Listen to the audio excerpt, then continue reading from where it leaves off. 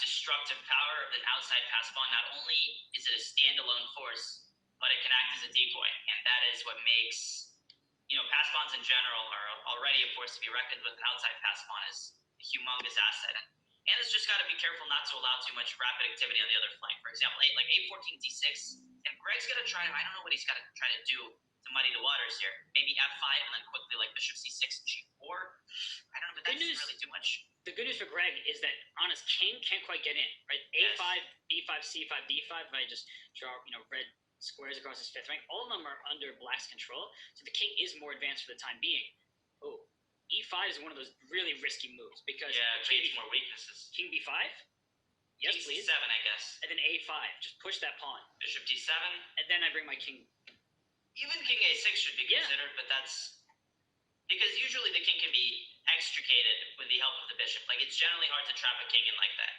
Well, the main concern I'm having with throw this on the board really quickly. Okay, it doesn't happen, but I was going to say if the king does get caught there and then black does a quick f5 e4, that could have been a problem for white, but the king actually would have been able to get back in time, it seems like. So, not something to be overly concerned about. Now the a pawn, exactly what we were talking about. This is going to be a decoy more than anything. Greg might sacrifice his bishop for this pawn immediately and try to run his king in. And that could be an attempt to make a draw. I don't believe in it, but that might be what he has to do. And he's spending his time here, and he puts bishop d7 on king c5, and a7's coming, and then the king comes. And in addition, this move e5 is backfired by creating a complex of light squared weaknesses. So white can play g4 and bishop e4, and I think this is just over. So king d6. You don't need this a6 pawn. Here comes king d6, king e6, and down. Ooh, okay, the bishop covers the rest of the pawn. I was like, king e7 is one of those moves that, it still works, but probably wasn't as accurate as you should be. Here, bishop e4, don't blunder that f3 pawn.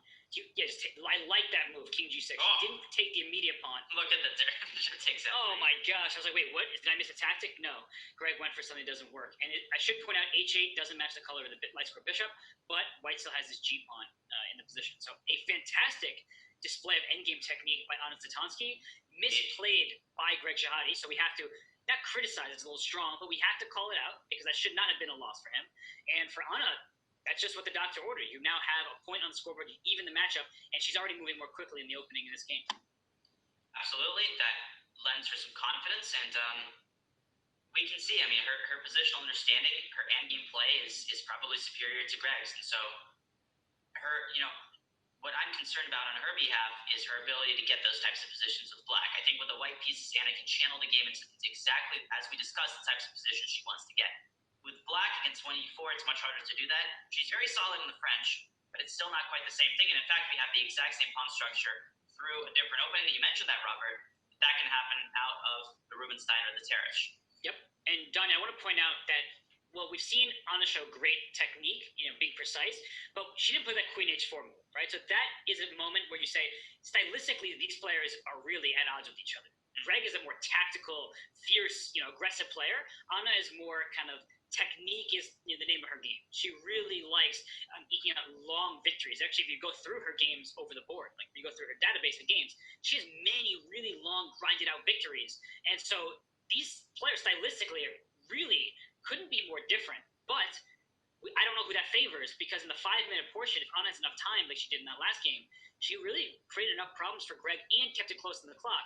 And here with the black pieces, she is down 30 seconds, but she's in a position, at least the framework of a position, that she is mighty comfortable with. Yes, and it's so solid. No natural disaster could shatter black's defense. The only tactical, potential in white's position is some sacrifice on f7 with a knight or on e6 with a knight, but that's so far in the future, and that rarely happens. Black can slam a knight onto c5. Yep. And so we see Greg capturing an f6. This is going to be another sort of semi-positional battle. And we'll talk about this when Greg is black, but I'm not sure. I don't know what Greg plays as his main opening, but the Slav is, quite possibly a choice that does play into Anna's hands when it comes to reaching her types of positions. And that's what this match is really going to be all about, as you say. Who's going to get their types of positions more? Exactly. And right now we have what looks like the position we had in the last game, but the big difference is you don't have a bishop pair. It's bishop and knight versus bishop and knight. And to some of our viewers, them say, well, what is the difference, a knight versus a bishop? But here, for instance, if you look at the dark squares, Black is actually seeming like the one who can take advantage of some of them, especially on the queen side. But the e5 square currently under white's control. However, the bishop on b7 is, in my opinion, stronger than the bishop on d3 because the bishop on d3 aiming at the h7 pawn, which is well protected. There's no real attack, whereas the bishop on b7 on the board's longest diagonal, at some moment you may consider just scooping off that knight on f3 and going for the dark squares. That is actually a very common idea. But Daniel, would you capture this knight, or would you maybe play like rook a to d8? I am too in love with that bishop. I would play rook a d8. I briefly thought about knight g4, but it doesn't work for several reasons. Rook a d8 plays. I would consider going queen f4 here. I just want to point out why knight g4 is a blunder, because knight g4, bishop h7 check, Yep. king h7, knight g5, and I get to win your knight before you checkmate me on h2. Precisely. And so Anna, she doubles on the d file. I like it.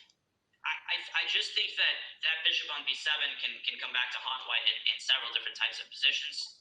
Again, it's very important to point out, as you did, Robert, there's no bishop there. White's pawn majority on the queen side is a lot less mobile than it was in the previous game, where white had the piece activity to supplement it and to make sure that the pawns can push forward. Here, black's pieces are super coordinated. Anna brings her king toward the center. I don't think white is much worse here, but black definitely is the one pressing here.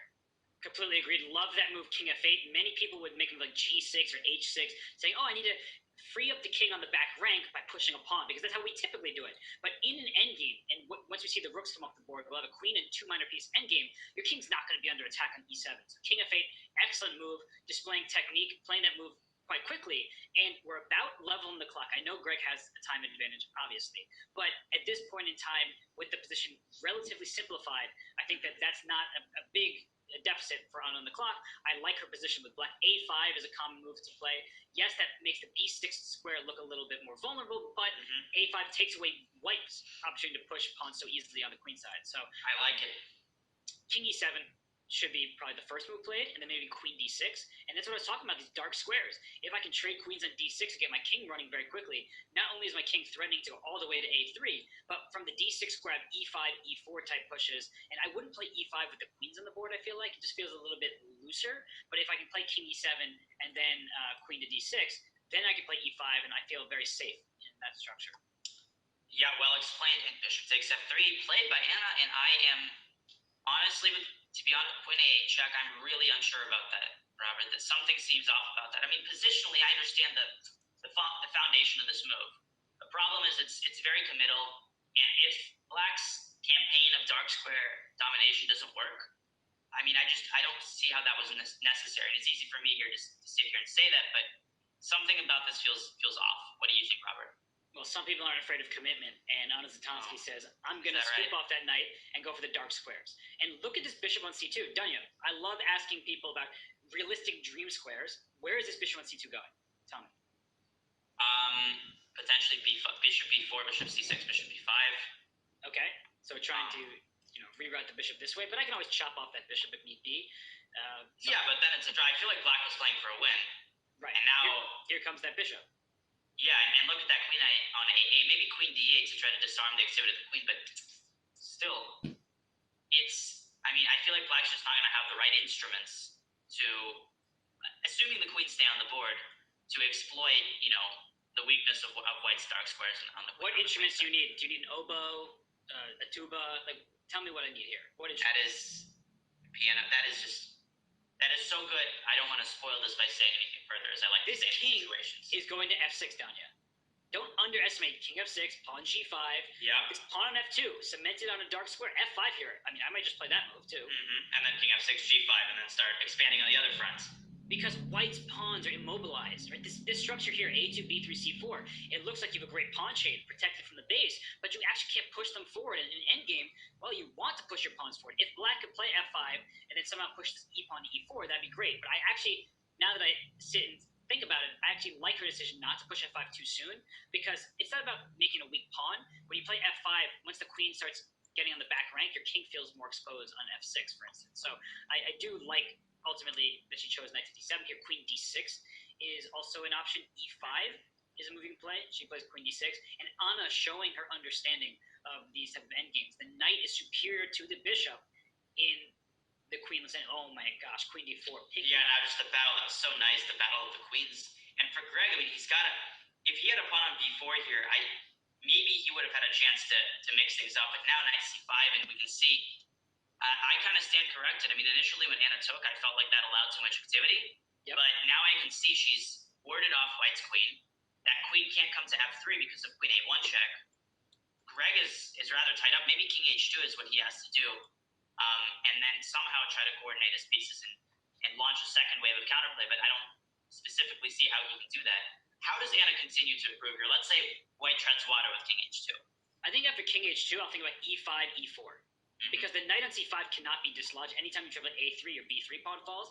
So h4 played by Greg, but e5, e4 is one idea. Knight d7. Look at her just like move her pieces back and forth. Now that you played h4, the g4 square is one that knight might want to hop to. So knight e5, for instance, was the queen trying to go to h7? That doesn't do anything besides get your queen away from the f2 pawn.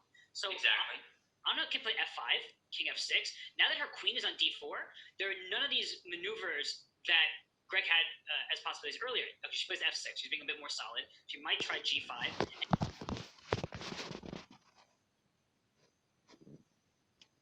And check with a knight g4 check, you have to be really worried about those consequences. She goes back to d4. She doesn't have much time left, but she has been outplaying Greg throughout this f5. Also, there is f4 for black. That's one of the reasons why I'm looking at that move. And she really is outplaying Greg smoothly throughout this endgame. Yeah, but she's got to be very careful. Obviously, they're clocking king h2, maybe knight g4, followed by f5 and queen to g1. Oh, there might be checkmate. Knight g4, throw that in. Checkmate alert, king h3, f5. Okay. Ooh, going after f2, that's beautiful. I like it. F3 has to be played, and then there's knight e3. After f3, I might play queen d3. Like, take my queen, I have knight f2 check, and trade the queen. That is amazing. Okay, she played knight e3, which is the move you absolutely play in time travel. Look at this bishop on g2. You like that piece, Tanya? I love that. That is the best. I would love to have that bishop any day. Any day of the week, give me that bishop. f5. Okay, e5 also. F5 also good. f5 now. Push those pawns. And f5, then f4, crunching through, chiseling her way into black's king side. This queen on e2 is dominated by the queen on c3 and knight on e3. Queen d3. Okay, she could have actually buying gained herself more some time. No rush. g5. Okay, I mean same general idea. Yep. Look at White's pieces completely immobilized. Total domination by Black's tandem. Now Greg is also low on time, and this is so much harder to play with White than with Black when you have 9 seconds on your clock. This is a masterclass. I honestly feel like I'm learning from this endgame. Yes, she's bringing. Some of the things Anna did initially were beyond me, but now I realize how it all came together, and all of it, in retrospect, makes perfect sense. Oh, look at that bishop on g2. It's the worst piece you could possibly have. Me too. There it is. e4 and king e5. Yes. She's taking all the pawns. Mistake, yeah. And e4, yep. Yeah. King e5, king d4. White has to lose the tempo from the f3 square. Absolutely filthy. Position. What? Oh. Wait, what was king f6? What? King d4. Wait, what was that? It's still winning. F3. It's still winning. Oh my gosh, that scared me though. What was that? That was a bad pre-move, I guess, when you sometimes move your mouse, you accidentally. I don't know. Okay, now, very luckily for Anna, it's still winning. Oh my gosh, that really scared me. But ignoring the fact that she